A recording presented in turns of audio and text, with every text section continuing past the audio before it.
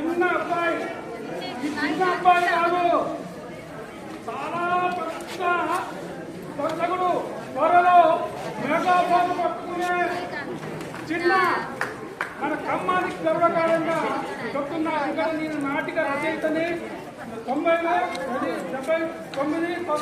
వరకు నాటిక పోటీలలో నాటికలు రాసి చేసి ఉన్నటువంటి వాడిని, చాలా నేర్చుకున్నటువంటి పిల్లవాడు, చాలా ఆశ్చర్యించాలా. ఈ నాటికను ఇక్కడ చూడటం మనం గొప్ప అనుకుంటున్నాం కాదు, రవీంద్ర భారతిలో ఈ నాటిక వెయ్యాలి, అందరూ చూడాలి.